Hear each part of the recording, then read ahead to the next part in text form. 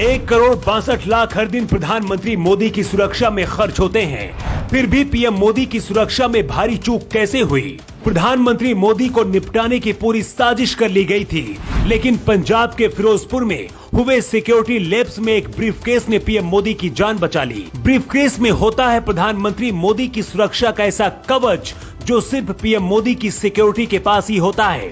क्या कभी आपने पीएम मोदी की सुरक्षा में तैनात एसपीजी के जवानों को देखा है, जिनके हाथ में एक ब्रीफकेस होता है? जब तक ये ब्रीफकेस है तब तक पीएम मोदी को कोई छू भी नहीं सकता है।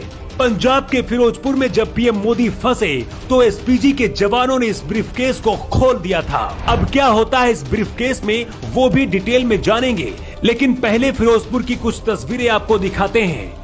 किस तरह से प्रदर्शनकारी प्रधानमंत्री मोदी के काफिले तक पहुंच गए थे।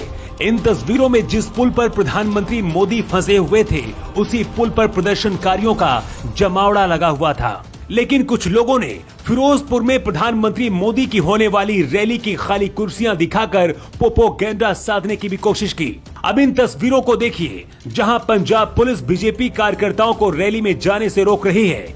इसके साथ ही कांग्रेस ने भीड़ वाली तस्वीर को न दिखाकर रैली कैंसिल होने के बाद वाली तस्वीरें आपको दिखा रही है और कह रही है कि रैली में लोग नहीं पहुंचे थे, इसलिए प्रधानमंत्री मोदी रैली करने नहीं गए और वापस लौट गए।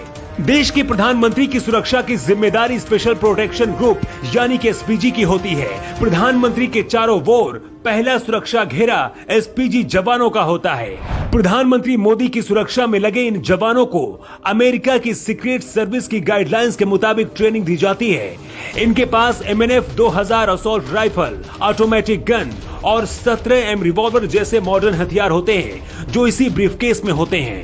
किसी राज्य में प्रधानमंत्री के दौरे के समय 4 एजेंसियां सुरक्षा व्यवस्था देखती हैं। पहला लेयर एसपीजी, दूसरा ASL यानी कि एडवांस सिक्योरिटी टीम, तीसरा राज्य पुलिस और स्थानीय प्रशासन का घेरा होता है।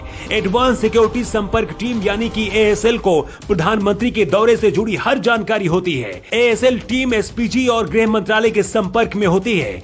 केंद्रीय एजेंसियों के अधिकारी ASL की मदद से प्रधानमंत्री मोदी के दौरे की निगरानी रखते हैं। प्रधानमंत्री जब निकलते हैं उस वक्त राज्य के डीजीपी, गृह सचिव, मुख्यमंत्री के सचिव और जिस भी जिले में कार्यक्रम होना होता है, वहां के डीएम और एसएसपी को इसकी जानकारी होती है, जिससे प्रधानमंत्री के रूट में कोई रुकावट न आए। ठीक इसी तरह से प्रधानमंत्री के हवाई यात्रा का प्रोटोकॉल भी होता है। अगर प्रधानमंत्री किसी कार्यक्रम में हेलीकॉप्टर के जरिए जा रहे हैं तो किसी खास परिस्थितियों के लिए कम से कम एक वैकल्पिक सड़क मार्ग तैयार रखने का नियम होता है।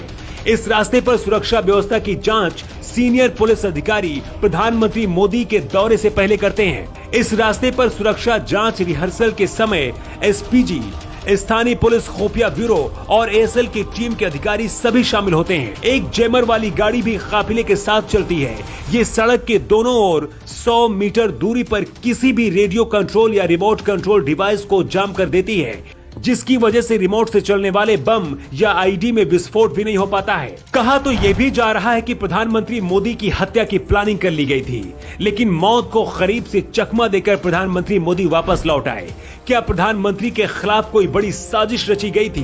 क्या किसी बड़ी घटना को अंजाम देने की प्लानिंग थी जो नाकाम हो गई? आपका क्या कहना है?